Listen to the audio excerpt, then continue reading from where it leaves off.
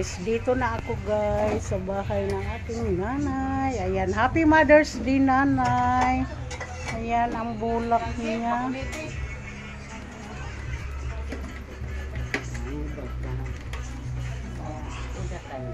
Binilhan namin ng cake.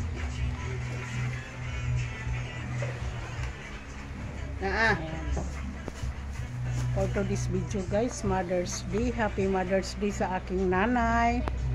Kahit na syuldita, pero intindihin na lang natin kasi matanda na. Hindi na niya alam kung ano yung pinagsasabi.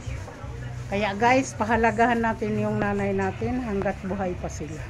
Ayan, dito na lang magtatapos sa aking video guys. Thank you.